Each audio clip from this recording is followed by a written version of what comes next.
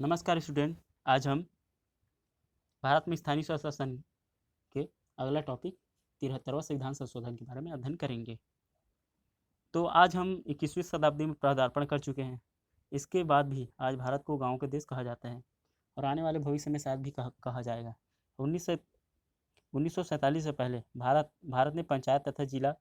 बोर्डों तथा ग्रामीण इकाइयों के उत्तराधिकार के रूप में प्राप्त हुआ है। कहने का मतलब ये है कि आज भारत जिस स्थिति में आज पहुंचा है वो पहले ग्राम पंचायत या जिला और या बोर्ड के जो उत्तराधिकार है उसके रूप में आज हमने भारत को प्राप्त किए हैं। तीसरी ग्रामीण संस्था स्थानीय बोर्डों की जो मध्य स्तर थी वो स्थापना कई स्थानों पर की गई थी, जिसके बाद वर्तमान में शताब्दी की द्वितीय तिमाही को विघटित कर दिया गया। परंतु सबसे आश्चर्यजनक ये बात यह है कि जहाँ भारत में स्वतंत्रता के दौरान स्वराज्य या पंचायती राज व्यवस्था की क्या है पुरजोर कोशिश की गई स्थापना करने के बारे में, मगर स्वतंत्रता के बाद जब संविधान सभा का या संविधान का निर्माण होना प्रारंभ हुआ तो प्रारूप में संविधान के प्रारूप में कहीं भी पंचायती राज व्यवस्था के बारे में उल्लेख नहीं किया गया था। क्योंकि इसके बारे में उल्लेख नहीं किया गया था, जब मामला संविधान सभा के सामने विचार करने के लिए आया तो प्रारूप समिति के अध्यक्ष डॉक्टर भीमराव अम्बेडकर ने ऐसे विचारों का भर्त्सना की जो पंचायती राज व्यवस्था को संविधान का अंग बनाना चाहते थे। डॉक्टर अम्बेडकर का मानना था कि ऐसे विचारों का समर्थन करने वाले सदस्य न तो संघात्मक शासन व्यवस्था न राज्य सरकार के पक्ष में है। उनका मानना था कि अगर पंचायती राज व्यवस्था का निर्माण कर देंगे, एक अलग सरकारी व्यवस्था का निर्माण कर देंगे गाँव स्तर में, तो गाँव में रहने वाले जो लोग हैं उसकी आस्था है वो क्या है संघ सरकार और राज्य सरकार के प्रति कम हो जाएगी। इसलिए वो नहीं चाहते थे कि पंचायती राज की व्यवस्था का निर्माण हो। मगर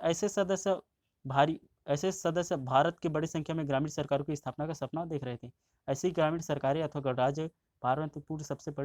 सबसे बड़ी कमी रही है और उन्होंने इस बात पर संतोष व्यक्त किया प्रारूप समिति के समान इसमें सम्मिलित नहीं किया गया। मगर डॉक्टर अम्बेडकर के ऐसे विचार होते हुए भी संविधान सभा के अनेक सदस्य पंचायती राज के संबंध में संविधान में किसी न किसी प्रावधान का उल्लेख करने के लिए दबाव डालते रहे ताकि संविधान एवं बड़ी संख्या में गाँव के मध्य खाई जो है उसे पाटा जा सके। साथ ही ग्रामीण शासन पर महात्मा गांधी के जो विचार हैं उसमें आत्मसात करके एक नई व्यवस्था का निर्माण किया जा सके। अंत में अत्यधिक दबाव के कारण अम्बेडकर जी ने संविधान में एक नए अनुच्छेद सम्मिलित करने का प्रस्ताव स्वीकार किया और यह प्रस्ताव जिसे 22 नवंबर 1949 को क्या संविधान में प्रस्तावित किया गया और जो प्रारूप संविधान के अनुच्छेद 31A को संविधान में निर्विरोध रूप में उसे स्वीकार कर लिया गया। आखिरी में इस प्रकार की स्वीकृति प्राप्त कर लेने के पश्चात भारत के संविधान के अनुच्छेद 140 में से स्थान दिया गया। मगर जो अनुच्छेद 40 है वो क्या है, तो अनुच्छेद 40 राज्य जिसके अंतर्गत केंद्र तथा राज्य सरकार दोनों के अंतर्गत आती है वो आह्वान करता है कि दोनों सरकारें ग्राम पंचायतों का गठन करें और उन्हें ऐसे अधिकार प्रदान करें जो कि उसके द्वारा स्वशासन की इकाई को पूर्ण रूप से कार्य करने के लिए आवश्यक हो। मगर यह अनुच्छेद का या संविधान में इस अनुच्छेद का निर्माण तो कर दिया गया था, मगर इसका किसी भी प्रकार का राज्य सरकार एवं केंद्र सरकार द्वारा किसी प्रकार का ध्यान नहीं दिया जा रहा था। दोनों सरकारें क्या है किसी प्रकार की पंचायती राज की व्यवस्था या ग्रामीण स्तर पर किसी भी प्रकार की व्यवस्था का स्थान या किसी भी प्रकार की क्या है व्यवस्था का निर्माण करने के पक्षधर नहीं थे। यह कहा जा सकता है कि दोनों केंद्र सरकार एवं राज्य सरकार दोनों ने क्या किया था इस पक्ष पर किसी भी प्रकार का नियम एवं कानून का निर्माण करना या पंचायती राज व्यवस्था की स्थापना करने के बारे में नहीं सोचा गया। मगर उसके बाद क्या है जो पंचायती राज व्यवस्था है फिर इसके बारे में कुछ चर्चा नहीं दिखाई गई। मगर कुछ समय के बाद क्या है बलवंत राय मेहता प्रतिवेदन प्रस्तुत किया गया। कहने का मतलब ये कि 73वें संविधान संशोधन से पूर्व पंचायती राज व्यवस्था की स्थापना उसका विकास का प्लान का प्रोजेक्ट एक समिति को सौंपा गया। इस समिति की नियुक्ति राष्ट्रीय विकास परिषद द्वारा की गई थी। इस समिति ने 1956 में वरिष्ठ सांसद बलवंत राय मेहता की अध्यक्षता में एक अध्ययन दल का निर्माण किया और 1957 में इस दल ने प्रतिवेदन ने जिसे सामान्य रूप से बलवंत राय मेहता समिति प्रतिवेदन कहा जाता है उसमें लोकतांत्रिक विकेंद्रीकरण की प्राप्ति के लिए ग्राम में जनपद स्तर पर इन दोनों के मध्य स्तर पर त्रिस्तरीय व्यवस्था की संतुलित की। इसने इस व्यवस्था को अधिकार तथा उत्तरदायित्व वास्तविक रूप से स्थापित करने का तथा इसे समुचित स्रोत प्रदान करने के लिए कुछ उपाय सुझाए गए थे, जिसमें जनवरी 1998 राष्ट्रीय विकास परिषद ने इस प्रतिवेदन को स्वीकार कर लिया, परंतु यह राज्य सरकारों पर छोड़ दिया गया कि वो किस प्रकार और कहाँ तक लागू करेंगे। मेहता समिति के प्रतिवेदन का अनुपालन करते हुए राजस्थान में पहली बार 2 अक्टूबर 1949 को पंचायती राज व्यवस्था अपनाई गई और स्वयं जवाहरलाल नेहरू ने राजस्थान जाकर इसका उद्घाटन किया। इसके पश्चात उसी वर्ष आंध्र प्रदेश तथा तमिलनाडु में भी इसे अपनाया गया और असम और मैसूर अब कर्नाटक, उड़ीसा, पंजाब तथा उत्तर प्रदेश ने भी 1960 से लेकर 1961 में पंचायती राज की स्थापना की। इसके पश्चात महाराष्ट्र, गुजरात का क्रम आया, उसके बाद बिहार, मध्य प्रदेश और पश्चिमी बंगाल 1963 तथा अधिकांश राज्यों में पंचायती राज व्यवस्था अपनाई जा चुकी थी, परंतु इसमें इस व्यवस्था को अपनाने की सीमा के बारे में भी अंतर बताया गया था। इस प्रकार जहां अधिकांश राज्यों में ग्राम, खंड तथा जनपद स्तर पर त्रिस्तरीय पंचायती राज व्यवस्था अपनाई गई है। यद्यपि विभिन्न राज्यों में इनके अनेक अनेक नाम थे। असम, जम्मू तथा कश्मीर, मध्य प्रदेश और उड़ीसा में द्विसदनात्मक व्यवस्था अपनाई गई तथा केरल में मात्र एक स्तरीय तथा ग्राम स्तर पर पंचायती राज की व्यवस्था की स्थापना की गई। तो कहने का मतलब ये है कि समय समय पर क्या है, इसके बारे में चर्चा की गई और उसे अलग अलग तरीके से फैलाई गई। मगर क्या है, ये जो पंचायती राज व्यवस्था का स्थापना किया गया था, वो आखिर अंत में क्या हुआ, इसकी जो सफलता है वो उन्होंने अपनी सफलता या अपने उद्देश्य, जिस उद्देश्य के कारण इन व्यवस्थाओं का निर्माण कराया गया था, वो अपने उद्देश्य को प्राप्त नहीं कर पाए। लगभग माना जाता है कि सबसे पहले जब इसका स्थापना किया गया था तो वो अपनी असफलता को प्राप्त करी। कहने का मतलब ये है कि जो पंचायती राज व्यवस्था की स्थापना किया गया था या बहुत सारे राज्यों ने उसे अपनी स्वीकार किया पंचायती राज व्यवस्था के निर्माण करने के बारे में, मगर आखिर में क्या हुई, असफल हो गई। तो इसके असफलता का कारण क्या रहा होगा। माना जाता है कि पंचायती राज व्यवस्था जो कि पूरे उत्साह से 60वीं के दशक में आरंभ में शुरू की गई, मगर उसी दशक में ये अंत हो गई। उसमें तेजी से गिरावट आना प्रारंभ हुआ। इसके कारण कुछ मुख्य इस तरीके से रहे, जैसे कि सबसे पहले राज्य सरकारें पंचायती राज व्यवस्था संस्थाओं की निर्धारित अवधि निर्वाचन नहीं कर रही थी। उदाहरण के लिए उत्तर प्रदेश में ग्राम पंचायतों में निर्वाचन 1955, 61, 62, 72, 73 और 1982, 83 तथा 1986 से 87 में हुए। उत्तर प्रदेश में स्थानीय संस्थाओं का कार्यकाल 5 वर्ष था, अतः इस अवधि की समाप्ति पर निर्वाचन हो जाने चाहिए थे, परंतु अक्सर यह अवधि कहीं कहीं अधिक थी। इससे यह सिद्ध होता था कि पंचायती राज निर्वाचन को संपन्न कराने में सरकारें बहुत ज़्यादा उत्साहित नहीं हो रही थी। कहने का मतलब वो ध्यान नहीं दे रहा था। दूसरा कारण उसका असफल होने का कारण ये था कि पंचायती राज संस्थाओं के पास सदैव धन की कमी होती थी। ऐसा इसलिए होता था क्योंकि स्थानीय शासन की संस्थाएं इतनी अपनी आय नहीं होती थी, बहुत स्रोत कम थे, इसलिए अपने अधिकार अपनी राज्य को सरकारों पर निर्भर रहना पड़ता था। और अक्सर स्थानीय स्तर पर जाति अथवा आर्थिक परिस्थिति आधारित शक्तिशाली गुटों ने इन संस्थाओं पर अपना कब्जा जमा कर रखा था और अपने स्वार्थ के लिए शोषण करना आरंभ कर दिया था। इस प्रकार ग्राम प्रधान का पद, जो कि लंबे समय से गांव के किसी बुजुर्ग व्यक्ति को ही दिया जाता था, जाति समीकरण को बदलने के साथ साथ उन लोगों के लिए पारिस्थितिक का प्रतीक बन गया था जो गाँव की सामाजिक सम्मान अथवा पारिस्थितिक वंचित रहते थे। कहने का मतलब ये है कि जवाहर रोजगार जैसी योजनाएं ग्रामीण स्तर पर ले जाने की, जिनका धन ग्राम को भेजा जाने लगा, ऐसी स्थिति और खराब हो गई। धन आने से निहित स्वार्थों को बोलबाला और हो गया और गाँवों में गुटबाजी होना प्रारंभ हो गया। इसके कारण से क्या है, फिर दोबारा पंचायती राज की विघटन होना प्रारंभ हो गया। उसके साथ साथ जहाँ निर्वाचन भी हो गए, वहाँ पंचायती राज संस्थाओं को अक्सर झूठे आधारों पर अपना कार्यकाल समाप्त करने के ही पूर्व ही अतिक्रमण या विघटित कर दिया गया था। ऐसे इसलिए हुआ क्योंकि राज्य सरकारों के पास इन संस्थाओं को अपने नियंत्रण में लेने और विघटित करने का असीमित सत्ता थी और राज्य सरकारें अक्सर इस सत्ता को प्रयोग पूर्ण स्वेच्छा से किया जाता था। इसका सीधा परिणाम ये हुआ कि अधिकांश पंचायती राज संस्थाएं निलंबित अवस्था में रही और जहां एक बार से निलंबित अथवा विघटित हो गई तो निलंबन की समाप्ति अथवा विघटन के बाद पुनर्निर्वाचन लंबे समय तक नहीं हुई। इसी स्थिति ने धीरे धीरे खतरनाक मोड़ लिया और अंत में कहा जा सकता है कि इन्हीं कारणों से गरीब और दुर्बल इन संस्थाओं से बाहर हो गए और परिणाम स्वरूप विकास प्रक्रिया ग्राम के स्तर पर पहल की कमी आ गई और दुर्बल वर्गों को इन संस्थाओं से बाहर रहने के कारण यह भी था कि पंचायती राज संस्थाओं में बहुत कम प्रतिनिधित्व को प्रदान किया जाता था। कहने का मतलब ये कि इन सभी कारणों से क्या है, जो पहली पंचायती राज व्यवस्था 1949 में 59 में चालू की गई थी, 58 में,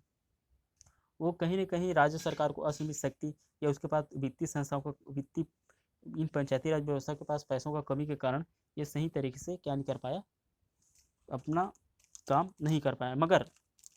मगर उसके बाद क्या है, दोबारा पंचायती राज व्यवस्था को के बारे में चर्चा करने के लिए अशोक मेहता संबंधी एक समिति को क्या किया गया है, इसके संबंध में चर्चा करने के लिए, इसके संबंध में अध्ययन करने के लिए एक समिति का गठन किया गया और अशोक मेहता समिति ने दोबारा कुछ उपाय सुझाए गए जिसके आधार पर क्या किया जा सके, पंचायती राज व्यवस्था को दोबारा स्थापित किया जा सके। तो 1977 में केंद्र में जनता की सरकार बनने के पश्चात सुप्रसिद्ध नेता अशोक मेहता के नेतृत्व में एक बार फिर एक समिति का गठन किया गया जिसका कार्य पंचायती राज संस्थाओं में कार्यविधि की जांच करना तथा उन्हें सुदृढ़ बनाने के लिए सुझाव देना था, ताकि विकेंद्रित नियोजन एवं विकास की व्यवस्थाओं को प्रभावी रूप से लागू किया जा सके। इस समिति ने 1 वर्ष के बाद अपना प्रतिवेदन प्रस्तुत किया और उसमें कुछ निम्नलिखित सुझाव दिए गए थे। जैसे कि उसमें पहला सुझाव ये दिया गया था कि पंचायती राज संस्थाओं को और अधिक अधिकार एवं हस्तांतरण किया जाए तथा राज्य की द्विसदनात्मक व्यवस्था अपना सकते हैं। जनपद स्तरीय जिला परिषद तथा एक मंडल पंचायत होना चाहिए जिसका क्षेत्र विकास खंड से छोटा हो लेकिन ग्राम पंचायत से बड़ा होना चाहिए तथा इन संस्थाओं का कार्यकाल 4 वर्ष का होना चाहिए और राजनीतिक दलों को स्थानीय निर्वाचनों में भाग लेने का अवसर दिया जाना चाहिए तथा राज्य सरकार दलीय आधार पर किसी भी पंचायती राज संस्था को अतिक्रमित न करे, परंतु ऐसा करना आवश्यक हो जाए तो 6 माह के अंतर्गत नए निर्वाचन कराना आवश्यक है। अशोक मेहता समिति के इन सुझावों के आवश्यकता अनुसार से महत्व न दिया जा सका क्योंकि अचानक केंद्र में जनता दल का सरकार समाप्त हो गया और कांग्रेस ई द्वारा शासित राज्यों में अपना कोई ध्यान नहीं दिया गया। परंतु कुछ वर्षों के बाद कर्नाटक तथा आंध्र प्रदेश ने अपनी पंचायती राज व्यवस्था को काफ़ी सीमा तक अशोक समिति के प्रतिवेदन को प्रभावित होकर पुनर्गठित करना प्रारंभ किया। इस आधार पर कहा जाता है कि पंचायती राज व्यवस्थाओं को नया जीवन दान मिल गया था। फिर क्या हुआ? फिर 1977 में पश्चिम बंगाल में वामपंथी सरकार ने स्थानीय निर्वाचन कराकर पंचायती राज संस्था को एक नया जीवन दान देने का काम किया और ये निर्वाचन दलीय आधार पर लड़े गए थे। राज्य सरकार इन संस्थाओं को सुदृढ़ करने के लिए इस संदर्भ में कुछ सबसे महत्वपूर्ण कदम उठाने का काम किया जिसमें जिलाधिकारी को अपने अन्य दायित्वों के अतिरिक्त जिला परिषद का मुख्य अधिकारी बनाना, इस कदम के स्थानीय नौकरशाह तथा स्थानीय रूप से निर्वाचित पंचायती राज संस्थाओं को एक दूसरे के साथ जोड़ना। स्थानीय नौकरशाह इन संस्थाओं के प्रति जो विरोध की भावना थी वह जा चुकी थी। इसके अतिरिक्त जिला परिषद के अध्यक्ष को भी जिला ग्रामीण विकास अभिकरण DRDA का अध्यक्ष बना दिया गया और ग्रामीण विकास कार्यक्रम के नियोजन एवं क्रियान्वयन में पंचायत को सक्रिय रूप से जोड़ दिया गया। इन सभी परिणाम स्वरूप पश्चिम बंगाल में पंचायती राज व्यवस्था एक बहुत प्रभावशाली हो गई और लगभग एक दशक में अन्य राज्यों में अनुसरण करते हुए एक उदाहरण के रूप में स्वीकार किया गया। मगर 80 के दशक में जो मुख्य रूप से अगर देखें तो पंचायती राज व्यवस्था का जो विकास है वो 80 के दशक में माना जाता है। 80 के दशक में माना जाने के कारण यही है कि 1983 में कर्नाटक ने जनता दल के सरकार तथा 1986 में आंध्र प्रदेश में तेलुगु देशम सरकार ने अशोक मेहता की समिति के जो प्रतिवेदन है उसे ज़्यादा से ज़्यादा में कम से कम रूप में अनुपालन करते हुए राज्य को कुछ नए कानूनों को पारित किया और पंचायती राज व्यवस्था को नए जीवन प्रदान करने का कार्य किया। इसी के साथ संस्थाओं को राज्य सरकार द्वारा काफ़ी अधिकार हस्तांतरित कर दिए गए जिन्होंने इन संस्थाओं को अधिक प्रभावशाली बना दिया गया। उसके बाद आते हैं जो संशोधन के प्रस्ताव। ये तो हो गया 80 के दशक में कुछ प्रस्ताव हुआ, मगर उसके बाद क्या हुआ? उपरोक्त जितनी भी ऊपर में घटना बताई गई है इन घटनाओं के बाद जब राजीव गांधी का जब सरकार आया तो माना जाता है कि पंचायती राज के मुख्य रूप से सुदृढ़ बनाने के लिए पंचायती राज को व्यवस्था को सुदृढ़ बनाने के लिए राजीव गांधी सरकार ने क्या कुछ विशेष रूप से यह 1989 में 74वां संविधान संशोधन विधेयक के रूप में प्रस्तावित किया गया। यह विधेयक 64वां संविधान संशोधन के रूप में प्रस्तावित किया गया, परंतु यह विधेयक अधिनियम नहीं बन सका क्योंकि राज्यसभा में ना इसे अस्वीकार कर दिया गया और दिसंबर 1989 में संसदीय निर्वाचनों के परिणाम स्वरूप केंद्र ने विश्वनाथ प्रताप सिंह के नेतृत्व में जनता दल की सरकार बनी और इस सरकार ने सितंबर 1990 में यहाँ वहाँ कुछ परिवर्तन के साथ पुनः संशोधन विधेयक को लोकसभा में पारित किया। दुर्भाग्यवश जनता दल की सरकार अपना कार्यकाल पूरा किए बिना ही गिर गई और 1991 में लोकसभा चुनाव में PV नरसिम्हा राव की नेतृत्व में कांग्रेस ने पुनः सत्ता प्राप्त की और पंचायती राज के नई सरकार का ध्यान आकर्षित किया। परिणाम स्वरूप 16 सितंबर 1991 में इसने संविधान में 72वां संविधान संशोधन विधेयक पारित प्रस्ताव किया जो संसद की संयुक्त समिति के जिसमें दोनों सदनों मिलाकर कुछ 30 सदस्य अविचार के लिए भेजा गया और समिति ने इस पर विचार कर अपना प्रतिवेदन जुलाई 1992 में संसद को भेजा। उसके पश्चात उसी वर्ष 22 दिसंबर को लोकसभा तथा अगले दिन राज्यसभा में इसे निर्विरोध रूप से पारित कर दिया और अगले 4 माह में 17 राज्यों में इसकी पुष्टि कर दी और संवैधानिक व्यवस्था के अनुसार से ऐसे संशोधनों पर आधे राज्यों का पुष्टि आवश्यक होता है। इसके पश्चात 20 अप्रैल 1993 में राष्ट्रपति की सहमति हो गई और पुनः क्रमिक पर उसी वर्ष 24 अप्रैल को यह 73 संविधान संशोधन अधिनियम 1992 में रूप में लागू किया गया और यह संविधान संशोधन में एक नए भाग 11वां को जोड़ा गया जिसमें 12 अनुच्छेद 243 से लेकर अनुच्छेद 243 से लेकर 243D तक तथा एक नई अनुसूची 11वीं अनुसूची को जोड़ाता है। कहने का मतलब ये है कि एक नए स्वरूप के रूप में पंचायती राज व्यवस्था को 1992 में जोड़ा गया था। मगर जो 1973वें संविधान संशोधन की जो अनुसार जो पंचायती राज है उसका स्वरूप, उसका गठन किस तरीके से किया गया है, तो संरचना अगर देखें संविधान, इस संविधान संशोधन के आधार पर, तो संशोधन सभी राज्यों के यह वादा करता था कि वो अपने यहाँ पंचायती राज की व्यवस्था, त्रिस्तरीय पंचायती राज व्यवस्था करे।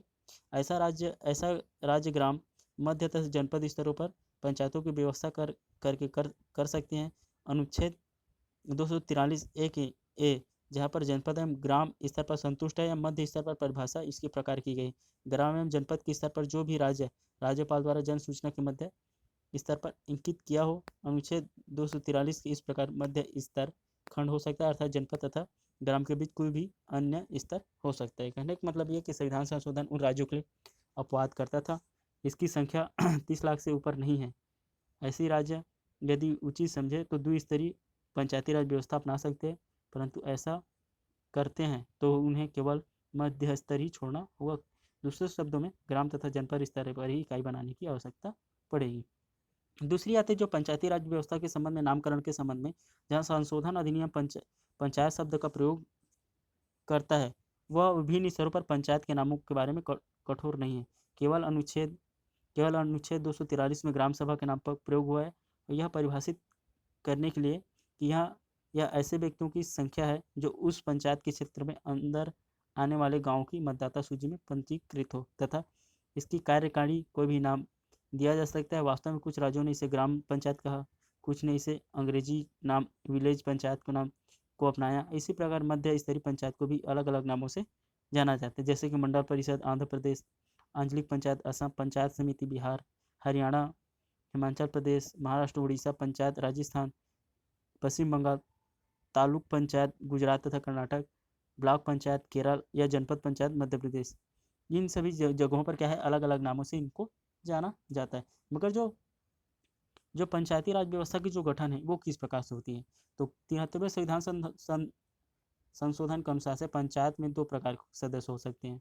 पहला निर्वाचित, दूसरा पदेन। पदेन सदस्यों को छोड़कर सभी अन्य सदस्य पंचायत के क्षेत्र में चुनाव क्षेत्र में से प्रत्यक्ष निर्वाचन के द्वारा चुने जाएंगे, और इसके लिए प्रत्येक पंचायत क्षेत्र से निर्वाचन क्षेत्रों में इस प्रकार बांट दिया जाएगा ताकि प्रत्येक चुनाव क्षेत्र में जनसंख्या तथा स्थानों की संख्या मध्य अनुपात में रहे, जहाँ तक संभव हो पूरे पंचायत क्षेत्र में एक ही समान हो। अनुच्छेद 243 के धारा 2 में पदेन सदस्यों के बारे में क्या 73वें संविधान संशोधन में व्यवस्था की गई है। राज्य विधानमंडल विधि के द्वारा कुछ प्रतिनिधियों की व्यवस्था की गई है, जिसमें सबसे पहला आता है ग्राम स्तर पर पंचायतों के अध्यक्षों के मध्य स्तरीय पंचायतों में अनुच्छेद 243 2A में की गई है। उसके बाद आता है मध्य स्तर पर पंचायतों के अध्यक्ष का जनपद स्तरीय पंचायतों में 243 की धारा 3B में किया गया है। उसी प्रकार लोकसभा एवं विधानसभा के सदस्य केवल ग्राम पंचायतों को छोड़कर उन पंचायतों में जो पूर्ण रूप आंशिक रूप से उनको चुनाव क्षेत्र में आती है उसे 243C की धारा 3 के C के माध्यम से क्या कर सकता, प्रतिनिधि चयन कर सकते हैं, प्रतिनिधित्व कर सकते हैं। उसके साथ साथ 14 राज्यसभा एवं विधान परिषद के सदस्य मध्य तथा जनपद स्तर उन पंचायतों में जिनके क्षेत्रों में वे मतदाता के रूप में पंजीकृत हैं वो 243C और धारा 3D के अनुसार से प्रतिनिधित्व प्राप्त कर सकते। उपरोक्त सभी के आधार पर क्या है, ग्राम पंचायतों में पदेन सदस्य नहीं होंगे। मध्य स्तरीय पंचायतों में उसके क्षेत्र में अवस्थित ग्राम पंचायत के अध्यक्ष होंगे तथा संसद तथा राज्य विधानमंडल के निम्न सदस्यों में से वे सदस्य जिनके चुनाव क्षेत्र में उस पंचायत के क्षेत्र में पूर्ण आंशिक भाग में आता हो। संसद तथा राज्य विधानमंडल के उच्च सदनों में ऐसे सदस्य हो जो पंचायत के क्षेत्र में मतदाता के रूप में पंजीकृत। इस प्रकार के सदस्य स्तर पंचायतों के मध्य स्तरीय पंचायतों के अध्यक्ष अथवा द्विसदनात्मक व्यवस्था में ग्राम स्तरीय पंचायतों के अध्यक्ष तथा संसद तथा विधानमंडल के निम्न सदस्यों में से ऐसे सदस्य जिनके चुनाव क्षेत्र में पूर्ण रूप से अथवा आंशिक रूप से उस जनपद क्षेत्र में आते हो, और साथ ही वह संसद व विधानमंडल के सदनों को ऐसे सदस्य जो उस जनपद क्षेत्र में मतदाता के रूप में पंजीकृत हो, वो सभी क्या कर सकते हैं, प्रतिनिधि के रूप में स्वीकार कर सकते हैं। उसके बाद आते हैं स्वतंत्र एवं निष्पक्ष निर्वाचन की व्यवस्था। तो 73वां संविधान संशोधन तथा निष्पक्ष मतदान के लिए राज्य निर्वाचन आयोग की स्थापना की गई, ताकि अनुच्छेद 243 के प्रकार के आयोग की स्थापना राज्यपाल के द्वारा की जाएगी तथा राज्य निर्वाचन आयोग को अधीक्षक निर्देशन तथा नियंत्रण के लिए पंचायतों को चुनाव संबंधी सभी मामले उसके द्वारा निपटाया जाएगा। उसके बाद आते हैं तो पंचायत के जो पीठाधीश, पंचायती राज व्यवस्था का जो पीठाधीश है वो कौन हो सकता है। तो पीठासीन 73वां संविधान संशोधन में तीनों स्तरों की पंचायतों के अध्यक्ष की व्यवस्था करता है, जिसमें ग्राम स्तर पर अध्यक्षों का निर्वाचन सीधे ग्राम सभा के सदस्यों द्वारा किया जाता है। संविधान का अनुच्छेद 243C के धारा 5 के अनुसार एक अनुसार से शेष 2 पंचायत अर्थात मध्यम जनपद पंचायत स्तरीय अध्यक्षों का निर्वाचन सीधे जनता द्वारा नहीं होगा, परंतु संबंधित पंचायतों के निर्वाचित प्रतिनिधियों के माध्यम से होगा। इस प्रकार से संशोधन अधिनियम मध्यम जनपद स्तरीय पंचायतों में पीठासीन अधिकारियों का निर्वाचन व्यवस्था करता है अथा यह स्पष्ट करता है कि पंचायतों का अध्यक्षों का निर्वाचन केवल निर्वाचित सदस्यों द्वारा ही किया जाएगा। जैसे कि यानी कि मतलब ये कि पीठासीन अधिकारियों का निर्वाचन, जैसे कि हम पंचायत में क्या करते हैं, सरपंच जनता द्वारा चुने जाते हैं, जबकि जिला पंचायत और जनपद पंचायत के अध्यक्ष किसके द्वारा चुने जाते हैं,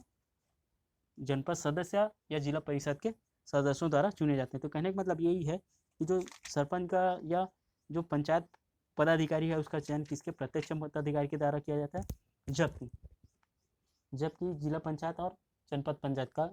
पदाधिकारी का चयन किसके माध्यम से, अप्रत्यक्ष मतदान पद्धति के माध्यम से किया जाता है। जहाँ तक अध्यक्षों को अपने पद पर निष्कासन का प्रश्न है, 73 संविधान संशोधन में इसका भी व्यवस्था करता है। तो कहने का मतलब है कि ग्राम स्तरीय पंचायतों में अध्यक्षों के संबंध में निष्कासन का प्रस्ताव पहले ग्राम पंचायत के कुल सदस्यों के बहुमत का तथा मतदान में भाग लेने वाले सदस्यों से कम 2/3 बहुमत से पारित होना अनिवार्य है। जब 2/3 बहुमत से अगर पारित हो जाता है तो सरपंच को हटाया जा सकता है। उसी प्रकार से जनपद और जिला पंचायत के जो सदस्य है उसको भी क्या किया जा सकता है, कम से कम 2/3 बहुमत पारित करके उसे भी क्या कर सकते हैं, उसे पद से हटाया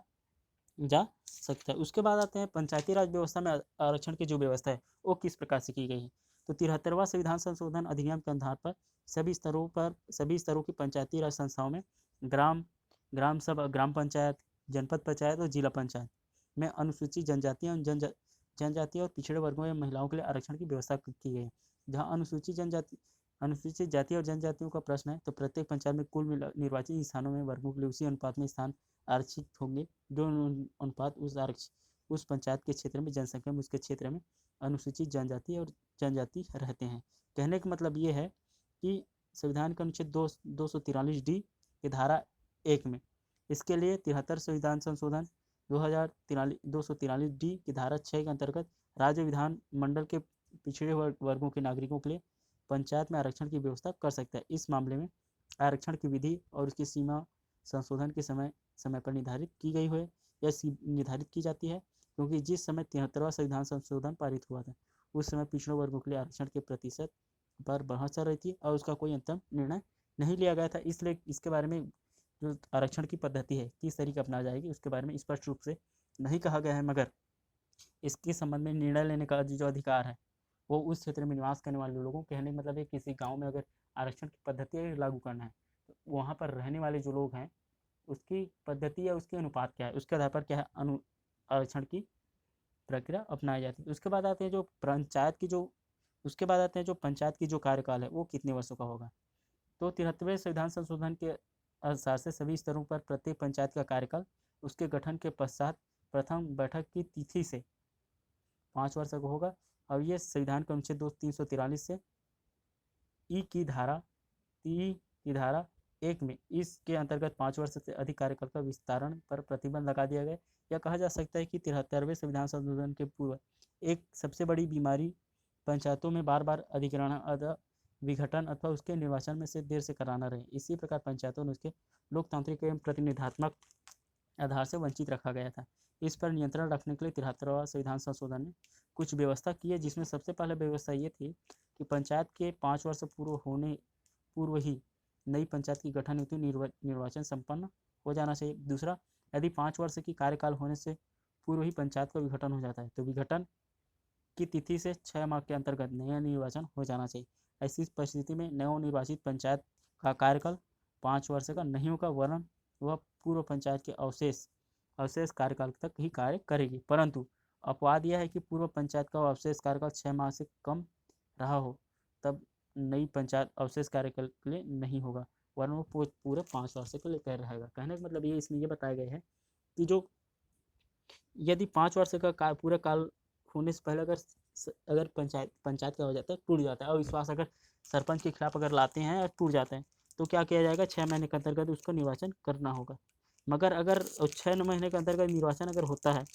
तो उसे क्या किया जाएगा, उसे 5 वर्ष के लिए उसे कार्यकाल नहीं दिया जाएगा, बल्कि जितना टाइम बचा है उतना ही टाइम के लिए उसे क्या किया जाएगा, सरपंच के पद में स्थापित किया जाएगा। मगर अगर समय अगर 6 महीने से अगर कम का बचा है पंचायत की समय खत्म होने में लिए, तो उसे सिर्फ 6 महीने के लिए सरपंच के रूप में चुना नहीं जाएगा, बल्कि उसे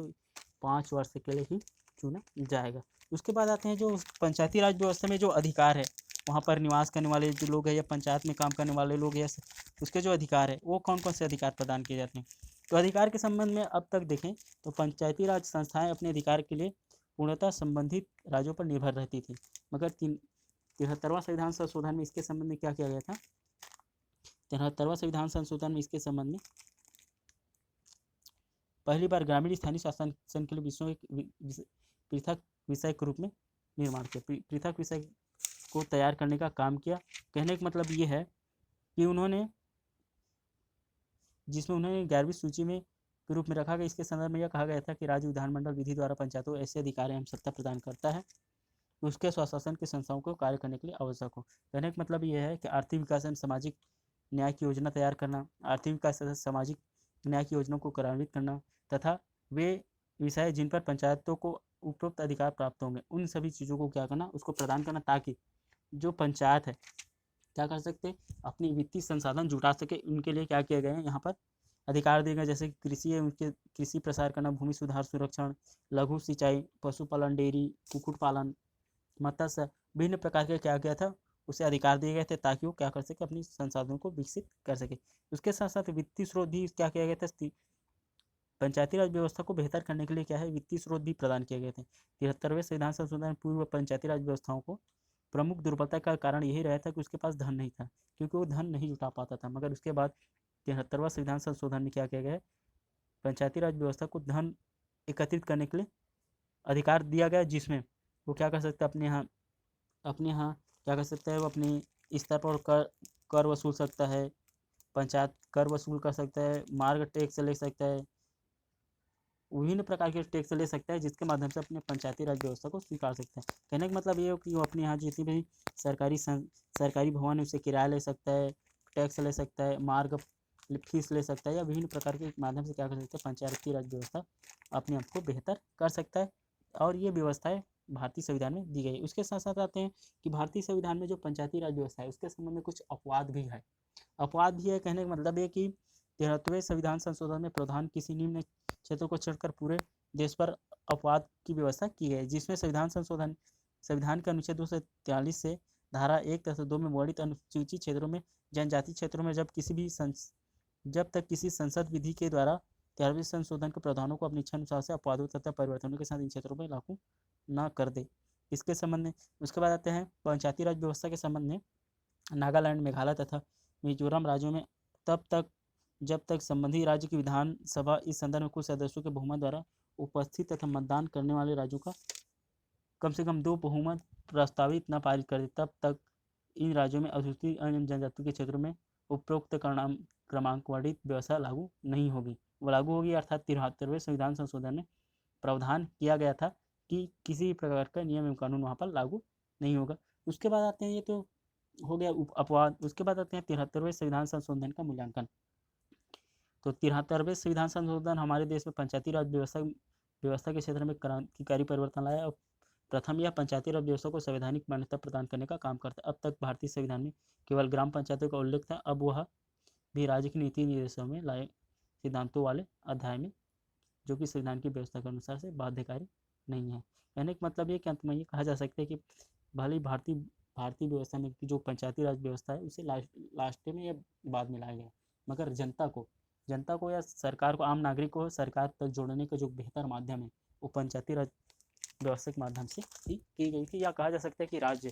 अपने उद्देश्य को पूरा करने के लिए एक बेहतर अवसर राज्य में निवास करने वालों जनता को देने का काम उनके माध्यम से किया गया था। बाकी का क्लास कल पढ़ेंगे, जिसमें हम पढ़ेंगे 74वां संविधान संशोधन, नगरीय स्थानीय स्वराज शासन।